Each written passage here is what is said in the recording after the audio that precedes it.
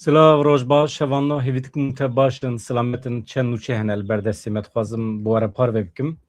Em hema pêşî biçin Rojavayê Kurdistanê çiwa ku hûn li ser manşetê dibînin li Rojavayê Kurdistanê mesele hinek ew bi bî şeklî revebirê PYD Aldar Xelîl dibêje hikûmeta Şamê li gorî pêwîstiyên vê peymanê tev nagere. Em behsa peymana 29 çile dikin. Ka daw çi ye, mesele çi ye? Aldar Xelîl beyanateke daye çapemeniya Ereb bawer dikim. Li gorî wî ka em binêrin vê derê de dibêje Şam berovajî peymana 29 çile tev digere xwe înkârkirinê li ser me ferz dike. Vaya çi ye, çi tevaye, çima Şam bi vî şeklî tev digere ew jî meselekî din e. Yani ji lêkolînê re vekiriye. Endamê destê hevserokatiya giştiya PYD Aldar Xelîl teqez dike ku hikûmeta demkî ya Sûriyê berovajî peymana 29 çile tev digere û got ya ku hikûmeta demkî li ser me ferz dike bişaftin yani asimilasyon xwe înkârkirin ne entegrasyona demokratîk e. Aldar Xelîl di bernameyekê televizyona El Yewîm re diyar kir ku ew ne li dijî dewletê ne lêbelê ew xwe înkârkirina di nava dewletê de bi tu awayî qebûl nakin. Aliyê pêşber demokrasiyê red dike. Yani behsa hikûmeta demkî ya Şamê dike. Ew demokrasiyê red dikin. Bi rêbazên rejîma berê nêzî mafê pêkhatiyan dibin. Xelîl teqez kir ku ya ku li ser me tê ferzkirin ne komarekê demokratîk e. Komarekê ku kopya rejîma berê ye. Her wekî Aldar Xelîl destnîşan kir, hîna jî pirsgirêkên sereke yên Sûriyê nehatine çareserkirin, daxwazên milletê Sûriyê hê jî bi cih nehatine. Endamê destê hevserokatiya giştiya PYD Aldar Xelîl di dewama axaftina xwe de em binêrin çi dibêje? Em Sûriyeyeke demokratîk û ne navendî dixwazin. Ev yek jî dikare bi hev re bêdiyar kirin. Yani em biçin Şamê, ew biçin Rojavayê Kurdistanê, em bi hev re nîqaş bikin. Sistemeke demokratîk, Sûriyeyeke demokratîk ne navendî em dikarin di nava xwe de ava bikin. Wekî din tekoşîna xwe ya ji bo demokrasiyê jî li seranserê Sûriyê divê em ê bidomînin. Yani bi vî awayî nameşe. Yani em nikarin ciyê xwe de bisekirin ku em çavê xwe ji her tiştî re bigirin ku Şam jî biya xwe bike. Vaya wisa nabe. Lê tabî rêbaza tekoşînê mühîm e. Rêbaza tekoşîyê ew jî biriyên demokrasiyê ye. Yani tişta ku Aldar Xelîl dibêje tabî ne tenê Aldar Xelîl em ji gelek revebirên din ên Rojavayê Kurdistanê dibihîsin ku aniha rewşa ku Şam di nav de ye ne rewşekî baş e. Kopya rejîma berê ye hem di mesela perwerdehiyê de hem di meseleya sistema siyasî de ku li ser Kurdan, li ser Durziyan, li ser Elewiyan ferz dikin sistemekî antîdemokratîk e. Hevalno ji wan rica bikim ka binêrin dengê min temam e. Her tişt baş e. Em hema derbasên nûçiyan din bibin. Ez wisa zû bi zû ji we re bixwînim. Niha em bi çend gotina behsa Îranê bikin. Danûstandinên bi Amerîkayê re dibê hatine paşxistin. Ji xwe duhumê ji we re beyan kiribû. Lê aniha îro hinekî pêşketinên nû hene. Ez wan jî ji we re bibêjim. Niha pêşî îro min nûçeyekî di Rûdawê de dît hevala me Vivian Fetah nivîsandiye. Heqeten nûçeyek gelekî serkeftiye. Ez aniha dixwazim madem me behsa Aldar Xelîl kiriye, behsa Rojavayê Kurdistanê kiriye, yek ji nûmuneyên antîdemokratîk nîşanê me dide ku hikûmeta Şamê bi xwe jî ne hakim e li ser temamê coğrafyaya Rojavayê Kurdistanê ya Sûriyê jî. Mesele çekdarên li serê kaniyê dest danîne ser erd û zeviyên Kurdan. Vaya nûçeyekê girîng ez dibêjim dosyeyekê berfireh bû di Rûdawê de hatiye parvekirin ji aliyê Vivian Fetah ve nûçeyekê taybet e ji ber vê yekê girîngê merûv navê hevala xwe ya rojnameger bibêje. Divê piştî ku hikûmeta demkîya Sûriyê ez hema vîya bînim ser ekranê piştî ku hikûmeta demkîya Sûriyê bû desilat xwediyên erdan dibêjin ku çekdar ji serê kaniyê diçin nava zeviyê wan. Ew çekdar re li ber patozan digirin ji sedî bîst û pêncê pereyên bêderê ji xwe re dixwazin.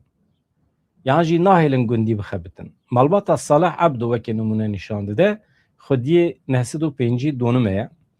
Wan divê serdema bi xîr û ber de ji bilî zerarê tiştekî bi dest nexistiye. Eger ez bikaribim dîmen jî bînim ser ekranê baştir dibe. Bi destûra we ez hema dîmen bînim ser ekranê ji bo ku hûn jî bibînin rewşa Rojavayê Kurdistanê a bi vî şeklê. Ez deng ve nekim ji bo ku ez bikaribim ser deng bixwînim. Wextê dengê orijinal ve ez nikarim. Dengê me tevlî hev dibe. Tê girtin. Me dîmen anîn. Bila dîmenê me li ser ekranê biherike hevanna. A bi vî şeklî binêrin. Ev cî ku hûn dibînin aniha ev serê kaniyê ye. Me gotibû malbata Salih Abdo weke numune nîşan dide. Çûye wê malê xwediyê 905 donimê ye. Divê serdema bi xêr û ber de ji bilî zirarekî tiştekî bi dest nexistine. Yani ji zeviyê xwe berhem bi dest nexistine. Xwediyê erd Salih Abdo anî ziman em ji sala 1978 ve li ser vî erdîne. Heta sala 1988 tut berhem ji erdê wan nedat. Îsal berhem baş bû. Lê wan bi zorê destaniye ser. Yani bahsa çekdaran dike. Cih rakirin, genim hîn nehatiye çinîn. Ew tên cem patozan di nava erdê me de dibêjin ev erd yê me ye. Yani heqê we tune hûn vê derê bajon biçinin. Wan ji me re gotiye em para xwe dixwazin, em zerara xwe heltînin. Para din jî ya xebatkaran e. Yani ji xwediyê erd ra tiştekî nakeve.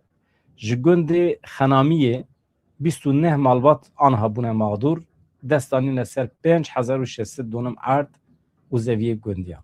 Wan li cem parêzgarê Hesekê gilî kiriye. Yani çûnecê muwaliyê Hesekê gilî kirine. Xwediyê erd Mahmud Biro diyar kir ku Sûriye li şûna erdê wan ên ku dabûn erebên xemer erd daye 28 malbatan. Tamam? Dibêje çekdar ji rêyên dûr hatine bi çekan têne li gorî gotina xwediyê patozê çekê wan hazir bûne ji bo ku berdin ser gundiyan. Ji gundî tirsiyan e. Yani wateya vê yekê çi ye wextê ku çekdar tên silahê xwe hazir dikin. Yani dibêje em dikarin we bikujin vê derê. û tiştekî dijî gefekî dijî li wan xwariye. Yani sala pêşiya me bila kesekî ney vê derê erd neçine. Yani tehdîtên bi vî şeklî jî dikin. Niha mesela Kembera Erebî heye ji sala 1973 heta 1976 di projeya Kembera Erebî de hikûmeta Sûriye 7000 hektar erd ji Kurdan stendin. Wê demê ew erd dan 4000 malbatên Ereb yên ji Reqayê ku ew anîn li Rojavayê Kurdistanê bi cih bikin. Ew Kembera Erebî meşhûr e tabî.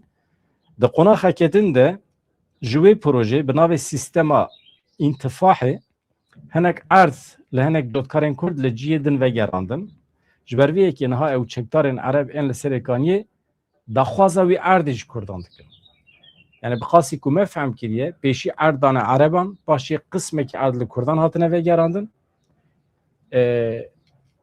Lê aniha ew çete tên ew gundê ku ew erd û zeviyên ku li Kurdan hatine vegerandin şûn vedixwazin. Ew çawa bibe? Mesele ew e. Yani ez dibêjim nûçeyekî gelekî giring e merû dikare li ser bisekine, merû dikare mezin bike.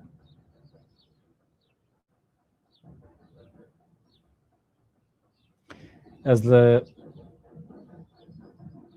li dengê we jî dinêrim, li mesajê we jî dinêrim, mala we ava. Gelek spas dikim ji bo hebûna we.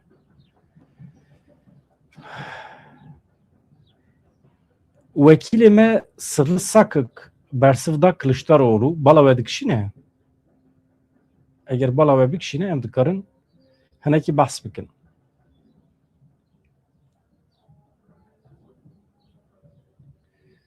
Sırrı Sakık çima basa Kılıçdaroğlu dike ji ber ku derket televizyona Sözcü ya Türk got من Selahaddin Demirtaş bi imzaya xwe daye girtin ez ne poşman. Tiştekî wisa got. Dirêj di televizyona Sözcü de Akifî tabii hevpeyvîna wî gelekî deng veda.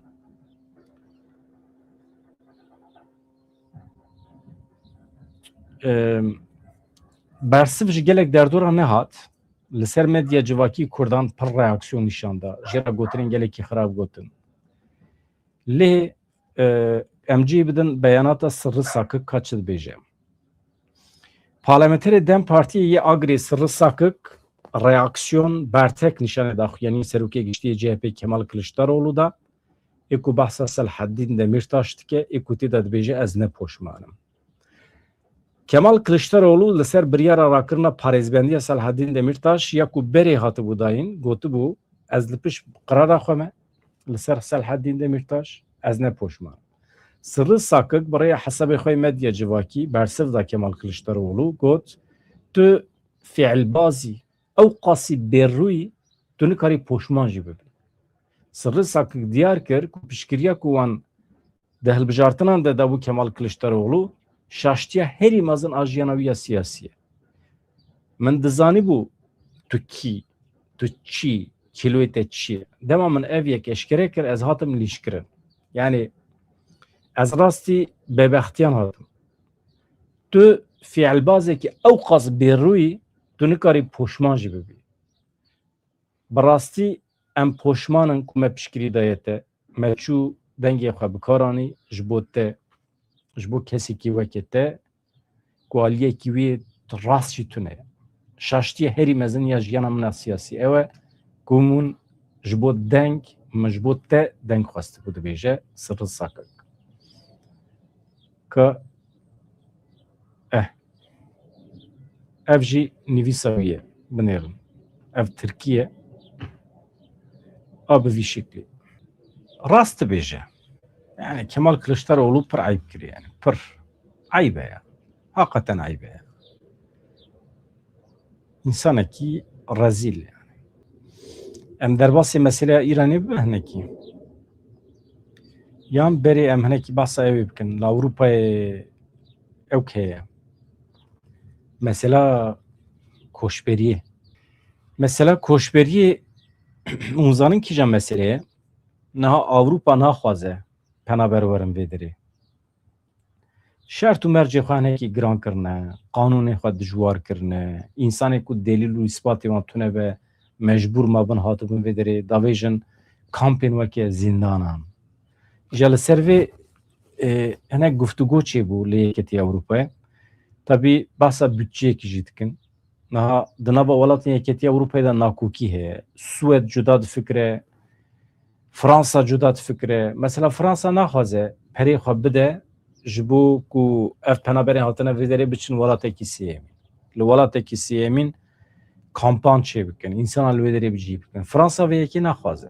Niha em binêrin ka welatên Yekîtiya Ewropayê çi difikirin. Civîna bilind ya ku du rojan li nava welatên Yekîtiya Ewropayê hate nîqaşkirin li Brukselê bi dawî bû lêbelên nakokiyên kûr hene li ser meseleyên koçberan. Rêvebirên Ewropayê biryar dan ku ji bo civîna xwe ya pêşiya me yani meha deha de ez bawer dikim civîna wan mijara koçberiyê wê demê dîsa bixin rojeva xwe 19 welatan nameyekê lezgîn îmzêkirin di nava xwe de wan daxwaza avakirina navendên dersînorkirinê yên li derveyê Ewropayê kirin. Ew tişta ku min ji we re behs kir. Li derveyê Ewropayê navendekê çê dikin her însanê ku red bikin ew ê bişîne wê derê. Yani li welatê wan venagerîne ji bo wî sûçê nexin stûyê xwe dişîne welatekî sêyemîn. Ew jî behsa welatên Afrikayê tê kirin. Lê Fransa li dijî vê pêngavê derdikeve nerazibûna xwe nîşan dide. Emmanuel Macron bawer dikim got ez ê bi her awayî li dijî vê yekê derbikevim bütçeya Ewropayê bi taybetî bütçeya siyaseta nav netewî ya Ewropayê ji bo avakirina navendên vegerinê were bikaranîn ez vê yekê naxwazim. Ji bo siyaseta koçberiyê ya pir tund wekî me li ser asta Ewropa û neteweyî meşandiye ez berpirsyariya wê digirim ser xwe. Macron dibe Serokkomarê Fransayê. بله جبو سیاست که کو شر کوشبریا نه یاسایی که یا کو me bi bandortir dike dibe sedema vegerandinê. Li ser Fransayê ji bo navendên vegerandinê yên li welatên sêyem em dibêjin na. Ji ber ku ez bawer nakim ku ev yek fayda wî hebe ji me re. Ez bawer nakim ku merov koşberan li welatekî sêyemîn vegere li wê derê bike kampan û ev li gorî prensîbê me be. Ez vê yekî red dikim. Prensîbê me ê Ewropayê divê hebin. Li gorî min divê ev bikeve bin siyaseta her dewletekî. Ez rêzê li vê derê digirim. Ev ê were bicihkirin. Ev ne tiştekî ye ku ew bütçeya ku em anha pesend dikin ji bo vê meselê were bikaranîn. Yani em naxwazin. Tamam perê me heye divê em bi şiklekî din bixin xizmeta van penaberan. Swêd çi fikre hevan yek ji welatên ku ev name imzê kiriye piştgiriya vê siyasetê dike yani koşberan bişînin welatekî sêyem dewleta Swêdê ye Serokwezîrê Swêdê diaxife Ulf Kristersson yani dixwaze koşber kêm bibin li Ewropayê. Divê çi ji destê me tê em ê bikin ji bo kêmkirina çerxa koşberiyê ya ber bi Ewropayê ve bi taybetî hêjmara koşmerê ne yasayî û bê destûr wekî vê dawiyê jî em hewlan zêde dikin ji bo misogerkirina wê yekê kesên daxwaza wana penaberiyê hatibe redkirin jî ji Ewropayê derbikirin. Basa Fransayê dike. Hev du rexne dikin nakokî hene navbera wan de. Yani Swêd dibêje temam em welatekî sêyem bibînin wa koşbera bişînin Fransa dibên na. Cî nakokiyan heye gelek erê yeketî Ewropayê hin jî helwesekî hevbeş li ser navendên vegerandinê li ser siyaseta koşberiyê nîşane daye hê jî divê meselê de ji hev dûrin. Ya İran balkêşe vano a Ewropa ev e. İran hinek balkêşe vana ne li heftên bi Amerîkayê re û ne jî şer dikin. Niha maneya navendê de. Hevû du tehdît dikin. Gev li hev dixwin. İran dibêje ez ê Hurmuzê bigirim dîsa. Tengava Hurmuzê anha weke tehdîtekî destê xwe de bikartîne. Jaliyek ve rayadarê xweşandina Swîsrê ji bo wê peymanê imze bikin, ji bo nîqaş bikin, jaliyek ve jî hevû du tehdît dikin. Biryargeha navendî ya Xatemül Enbiya ya Supayê Pastaran ya Artêşa İranê ragihand ku ew ê tengava Hurmuzê bigirin. Li gorî daxuyaniya biryargehê Amerîka û İsraîlê peyman binpê kirine. Biryargeha Xatemül Enbiya ya Supayê Pastaran ya İranê li ser girtina tengava Hurmuzê daxuyaniyekî belav kir. Têda dibêje Amerîkayê xala yekem ya peymana ji bo dawîanîna şer bi cih neaniye. Biryargehê evkiriyera Amerîkayê wekî şikandina soz û peymanê ya baweyekî eşkere pênasê kir. Biryargehê her wiha balkişan ser êrişên İsraîlê yên li ser Lublanê jî. Çi got? İsraîl li başûrê Lublanê agirbestê baweyekî berdewam binpê dike. Ji xaka başûrê Lublanê ve nakişe. Ev biryara me wekî bertekekî ye li dijî van kiryaran. Em tengava Hurmuzê digirin ji bo ku İsraîl vekişe ji Lublanê. Yani armanca İranê ew e ku dewletên ku zirar dibînin ji wê girtina tengava Hurmuzê zorê bidin ser İsraîlê û Amerîkayê ji bo pêra li hev werin. Niha nûnerên Amerîkayê û yên İranê qasî ku em dizanin hatin Swîsrê. Lê ew ê heta ku derê nîqaş bikin, ew ê çawa pêş bikeve em nizanin. Kî hatiye Swîsrê? Steve Witkoff ji bo danûstandinên bi İranê re li Swîsrê ye. Medyaya Amerîkayê elbet beyan kir ku Steve Witkoff ji bo beşdariya danûstandinên Amerîka û İranê yên li ser peymana nuklerî ber bi Swîsrê ve ketiye rê. Tabî nûçeserê sibê bû anha muhakkik hatiye van dera. Şêwirmendê Trump Jared Kushner jî gihîştiye Swîsrê. Li aliyê İranê wê çawa İranî hatin nehatin. İranê ragihand ku şandeya wan jî ya danûstandinan ji bo bijiyanîna peymanê ji bo rawestandina êrişên İsraîlê yên li ser Lublanê vê êvarê diçin Swîsrê. Armanc bi Amerîkiyan re li hev bicivin nîqaş bikin. Berdevkê Wezareta Karê Derve ya İranî İsmaîl Beqayê diyar kir ku Amerîka mecbûr e zextê li İsraîlê bike. Da ku êrişên xwe yên li ser Lublanê bi temamî bide rawestandin li gorî agirbesta duh bi şev tev bigere. em pê hesiyan ku îro İsraîlê êrişî hin deverên Lübnanê kiriye. Halbuki doh agirbes îlan kiribûne em ji bûn derewînê wan me jî vê derê nûçe ji were pêşkêş kir. Gotinê wan hebû du nagirin. Îro tiştek dibêjin sibê tiştekî din dikin. Beqayî bi bîr xist ku Îranê berpirsyariyên li ser milê xwe bi cîhaniye. Ew ê de hevdîtinê li Swîsrê de ji Amerîkayê bixwazin baweyekî eşkere beyan bike, diyar bike ka ew ê sozên xwe di çarçova kîjan planê de bicih bîne. Ew ê pêşî biçe paşê ew ê çi bike. Berdevkê Wezîreta Karê Derve li ser siberoja peymanê jî şiyarî da teqez kir ku eger aliyê din ji bicîhanîna hinek sozê xwe dûr biçe pêvajo wê bixitime bikeve nava astengiyekî. Beqayî diyar kir ku ji bo ku pêvajo neyê asteng kirin divê aliyê din di demekî herî nêzde tevdîrên pêwîst bigire wekî din ji bo ku rê li ber rîskan provokasyonan veneke. Çünkü pêvajo çiqas dereng keve ew xwasa tevlihev dibe. Wekî din Beqayî çi dibêje şandeya danûstandanan ya Îranê ya ku ji bo tekîliyên dîplomatîk hatiye wezîfedar kirin di nava çend saetan de ber bi Swîsre ve wê birêkeve. Ew jî muheqaq hatine vê derê. Ev dawa me ya bi Sûriyê re wê çawa be? Revebirên Rojavayê Kurdistanê nerazîne ji rewşê. Mesela me ya perwerdeyî heye tamam anha mesele pinekî ket tatilê lê perwerdeyî giring e nayê bi cîhanî. Tenê ewsa soz nozê biçûk didin, qanûnê biçûk derdixin. Ev bawername, ev dîplomeyên me, ê gencên me, ê zarokên me tên qebûl kirin. Lê terê nake. Bi şeklekî xapandine yani. Wezîreta Perwerdeyî ya Hikûmeta Demkî ya Sûriyê dîplomeyên ku ji aliyê rêveberiya Xweser ve hatine dayîn pejirandin. Em jê re dibêjin bawername. Xwendekarên ku li gorî materyalên rêveberiya Xweser xwendine, ên ku di sala 2026 de û bi dîsa eynê wê ji bo sala pêşiya me jî yani 2026-2027 ew dikarin tevlî îmtihanan bibin. İmtihanên temamê Sûriyê. Li gorî biryarê pêwîst e rewşa qanûnî ya xwendekarên li Rojavayê Kurdistanê li ber çavan were girtin. Ev biryar beşek ji pêvajoyê entegrasyonê ya berdewam e da ku pergaleke perwerdeyî ya yekgirtî were ava kirin. Yani çima perwerdeyîkî yekgirtî were ava kirin ki ez wî fehm nakim. Çi îcab dike? Her herem li gorî taybetmendiyê xwe divê were perwerde kirin. Yani li Başûrê Kurdistanê perwerdeyiya li Silêmaniyê, Hewlêrê û ya Bexdayê heqeten wekî hebe? Bawer nakim.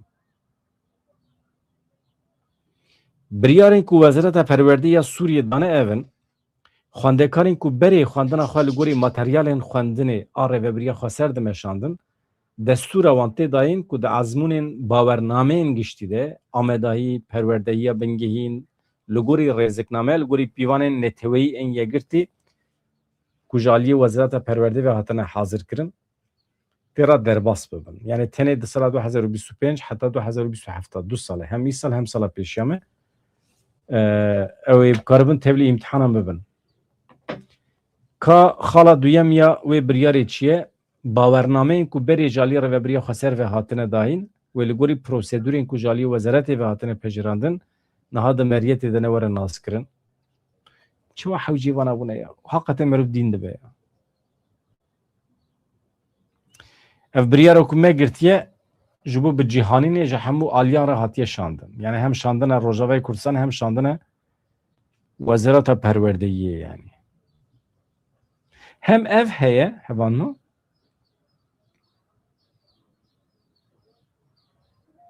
Ama tekuşin bi dawî nebî hevan o. Binêrim. Tamam. Tekuşin didome yani. Ez endişe ve tirs û fikarê ve fehm dikim. Lê ewladên me ê Rojavayê Kurdistanê ew ê tucar destûr nedin. Niha mesela me got perwerdeyiya li Rojavayê Kurdistanê disekine lê ji aliyek ve jî ev xebata insanên me ê Rojavayê Kurdistanê di qedan navnetî de jî didome ji bo perwerdeyî. Zanîngeha Kobanî di şer de temamî sekinî bû. Ana hêdî dikeve nava hereketê. Şuye bi zanîngeheke Polonya'ya re peymana hevkariyê imzê kiriye. Me xirab e. Zanîngeha Kobanî û zanîngeha Maria Curie Skłodowska navek meşhur herhalde. Marie Curie em nas dikin. Maria Curie Skłodowska ya Lublin ya peymanekî imzê kiriye. Armanca vê yekê xurtkirina hevkariya zanistî li kolînî danûstandina psisporiyê akademîk e. Pir xweş e. Zanîngeheke meşhur di qedan navnetewî de bi zanîngeha Kobanî re dikeve tekilî. Merov çawa dikare zanîna xwe ya akademîk bi hev re bi pêş bixe. Yani tabii tiştê ku ew ê fêr bibin jî heye ji zanîngeha Kobanî. Tabii ki. Tenê ne yek alîye. Em xwe biçûk nebînin. Di nava şandeya zanîngeha Kobanî de hevserokê zanîngeha Kobanî mamoste Şervan Müslim heye. Rêveberî nivîskêha tekilê navnetewî Doktor Eşref Mahmud heye. Di merasima îmzêkirinê de cîgirê zanîngehê êpeşketin û hevkariya karsaziyê heye. Rêvebera navenda hevkariya navnetewî her wiha serokê beşa tekilê navnetewî û siyasî amade bûn. Zanîngeha Marie Curie Skłodowska yek ji çar zanîngehê dewleta Polonyayê ê herî mezin. Xweşîn ne nû çi? Çend hezar xwendekar ana diçin wê zanîngehê a Marie Curie? 7,000 xwendekar. Hûn nas dikin vê rojnamevanê 6 meh bûn girtîbû di zindanên hikûmeta Demkiya Şamê de. Gelek işkence lê hatiye kirin. Rojnamegerekî Alman e. Dosta Kurdan e tabii elbet. Hat berdan vegeriya welatê xwe li ser xêrê be. Rojnamegera Alman eva Maria Michelman roja îniyê vegeriya welatê xwe yanî doh ji destpêka salê ve li Sûriyê girtîbû. Awqatê evayê Roland Meister got em dikarin piştras bikin ku eva êdî hatiye berdan. Piştî nîvrê jî gihîştiye Almanyê. Doh piştî nîvrê. Li gorî nûçeya kovara Der Spiegelê ya Almanî rojnameger beriya welatekî sêmîn ji Sûriyê derketiye. Ji wir jî bi balafirê vegeriyê Almanyê.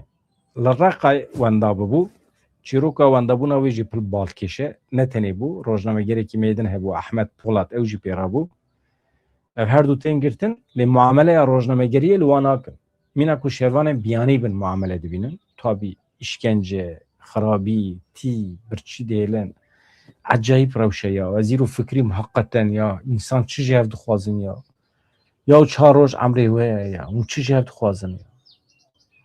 Ya bifikirin însana dixin odeyekî, fobiya te, tirsa te çi be di jiyanê de, awîtin serê te. Ya meriv insanekî li insanekî çi wa işkence bike, çi ma yani? Ji bo kîjan dawê? Ya insan acayip tişte ya. Ya insan mejî insan heye, tu bixwazî wî îqna bike, tu nikarî wî îqna bikî, berde bil heremala xwe ya. Ya dewleta Tirkiye eger me îqna bike, bibêje arkadaş hûn tev Tirkin, werin em ji xwe re bi hev re bijîn, îşî we bi îşa neketiye, em îqna bibin temam, ama îqna nebin dewleta Tirkiye mecbûr e ji me re hürmet bike, mecbûr e. Ya bi zorê dibe va îşe ya. Acayip tişte. İşte ev tişte ku hatiye serê vê rojnamegera me jî eyn tişte. Eva Maria Michelman me hatçile dema ku çetên Şamê û çetên dewleta Tirkiyeyê êrişê ser Rojavayê Kurdistanê kirin, ew bi rojnamegerekî din ê Bakurê Kurdistanê Ahmet Polat ra hat binçav kirin. Mecbûr hatibûn girtin yani. Di nava şer da. Wezareta Karê Derve ya Almanya hefteya borî hatibû çûbû ku ketibû dewrê, parêzerê wî awqatî wî Roland Meister jî li ser xebitîbû, ji bo ku bikare be rewşa tenduristî ya Michelmanê hîn bibe. Lê çûbû hîn bibû, rewş pir giran bû. Çi gotibû? Michelman rastî işkencî hatiye. Lêpirsînên bênavber hatiye kirin. Gelekî kîlo da ye, pir zayıf bûye. Nexweşiyên cûr be cûr teda peyda bune. Tabi Almanya ket devri jiber ku Mişilman xudi devlete.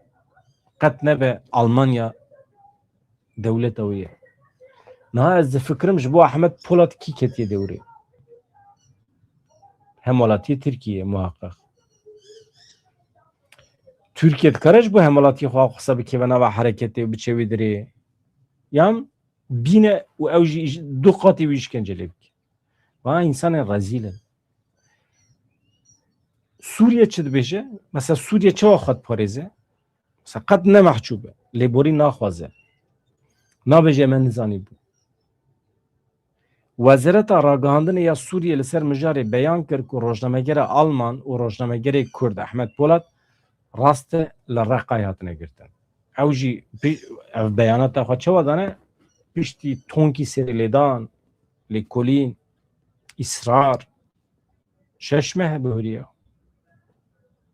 û nava wan şeş mehan da jî tonkî işkence kirin. Wezareta Çetên Şamê diyar kir ku wan di destpêkê de van însan her duya nasnamê xwe eşkere nekirine. Di dema lêpirsînê de hewldane birevin. Taybana hemî bahane ne. Wezaretê diyar kir ku wan di destpêkê de nasnamê xwe eşkere nekirine. Di dema lêpirsînê de hewldane birevin. Ji ber vê yekê jî rayedarên Sûriyê ew bi sûcbariya derbasbûna neyasayî deste serkirine. Yani tu bê qanûnî hatî ketî Sûriyê. Ya insanekî bê qanûnî sibê hetayê varê tonkî insan bê qanûnî dikevin Ewropayê. İltica dikin. Kesekî li wan işkence nake ya. Başî jî dibêje em ketine şüphê me gotiye vana şervanên biyanî ne di nava Qesedê de cih digirin. Yani vana şervanên biyanî bin di nava Qesedê de cih bigirin. Silahê wan, cilûbergê wan nabîn tu bibînî jî em mecbûrî işkence lê bikî. Mecbûrî 6 mehat hepsê de bêrî. Ya acayip germ bû îro ya. Do jî germ bû, îro jî germ bû. Heta roja yekşemê jî germahî wê hebe. Niha ji ber pêla germahiyê ya ku li seranserê Fransayê bi bandore ji bo 6 bajaran şariya xeteriyekê mezin hatiye dayîn.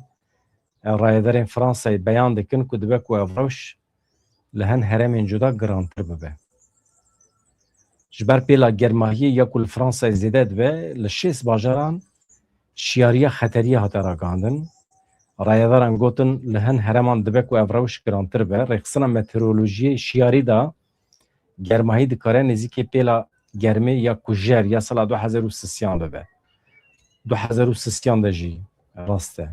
Pêlekî mezina germahî hatibû. Roja duşemiyê dikare yek ji rojên herî germ ê di dîroka Fransayê dibe.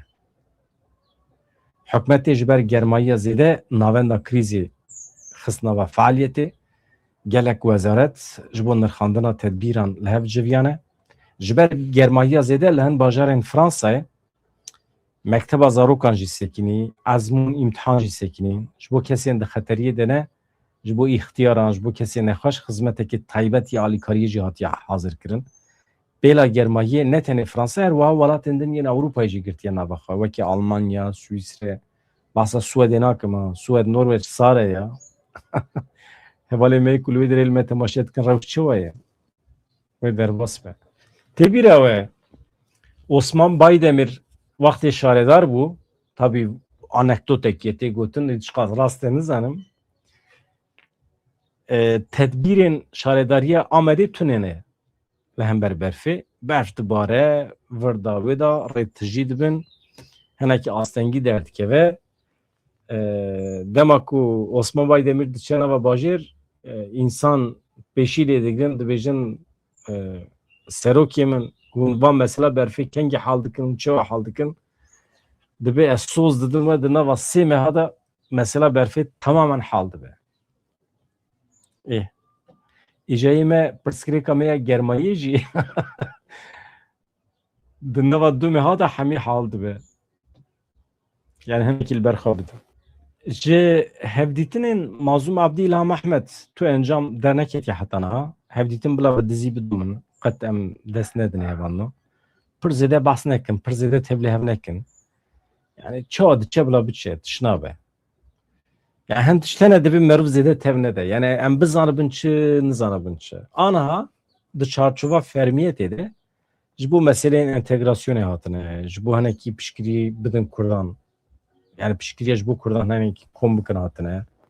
Ji bu peşxistina demokrasi hatine. Levana peşiya perdene. Elbet piş perde de pırt şeydin hene.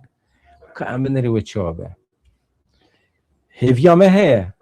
Hevya me eve ku tamamı Suriye bir keve desteği kurdu. Kurd breve bibin. Ligori mantaliteye ki demokratik. Tabii o mantalite cem kurda heyetüne ezvini zanım.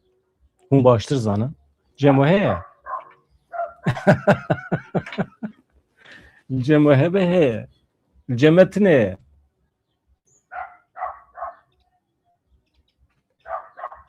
Hevanlo. Ya le urmiye. Le urmiye sırf jiber mesela parkırına arabi insana kitti erişe bav u kure kitke bav de kerkirin ujiyana hoş deste de kurukji brindardı be yetimdi bile. Jedevere jnav derki be. Hakikaten ya. Mesele tev ev ha. Bilal ser ekranı be. Qana haya meji hebe. Kud nuçek usa heye. Meru çava dikare eşek au qasmezin bixanaba malbate ki sırf jiber meseleyin parki ya. Ya ciye parki ne dayete? Ne dayın ne day yani. Ev çiye hemi insan tijibune. Herse, asabiyete. İnsanı ku hakimi nefsa khane be. İnsanı ku hakimi hersa khane be. Fırkiyavi u hayvanın çoğule tune.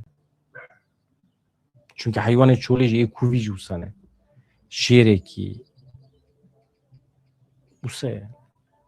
İja qad nebe insan el ser hiç şey khaya. Dibet takalavan insanın hov nebe. Hov.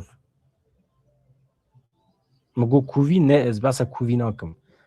Ez gotina hov digeriyam. İnsan henin hovun hakikaten. Kedi ne bu ne? Seri xacı xız belaya, seri malbatı tevahıcı xız belaya ve çabe. Le Türkiye'ci ana tişteki teni kaşkırın. Bevajuya pişti Tayyip Erdoğan teni kaşkırın. Berat Albayrak, Zabivi ve vere şunavi. Yan Korevi Bilal Erdoğan vere şunavi. Devlet Türkiye ketiye şahali vedit. Anha veke nuçiye davi medyaya İsrail'e beyan kiriye ku Netanyahu ferman daye ku erişen ser Lübnan'e be tamamı verin ravastandın. Veya nuçiye dekaya daviye. Medyaya İsrail'e ragand ku Serokvaziri İsrail'e Benjamin Netanyahu ferman daye ku erişen ser başure Lübnan'e be tamamı verin ravastandın. Ferman aviş bu arteş aviye elbet. Televizyona Kanal 12 ya İsrail'e ev gotiye. Benjamin Netanyahu veziri parasını İsrail Katz de derbarê êrişên ser Lübnanê de fermaneke nû dane artêşa xwe. Netanyahu û Katz ferman dane ku êrişên Lübnanê temam werin rawestandin. Lê aliyên fermî yê hikûmeta İsrailê heta niha ser vê meselê xwe îfade nekirine. Tiştekî negotine. Mala we ava gelek spas dikim ji bo hebûna we. Doh piştî ku mijwara got li bajarên Bakurê Kurdistanê kurmancî kêm tê axaftin. Li dikanan kafe û restorantan kilam stranên Kurdî nadin serê. Gelek peyam hatin. Mala we ava. Dibêjin em projeyekî bidin dest pêkirin. Mesela çi dibe? Dibe em projeyekî çawa bidin dest pêkirin? Projeya pêşxistina Kurdiyetiyê. Divê milletê Kurd kampanyayekê ji bo nasnameya netewî bide dest pêkirin. Divê herî Kurdekî bi lez û bez vegere ser kokên xwe bibêje ez ne Tirkim ez Kurdim. Ev kampanyayekî ye. Bi vî şeklî divê em bidin dest pêkirin. Hêdî hûn çi dibêje em zanin. Xatirê we silav reis.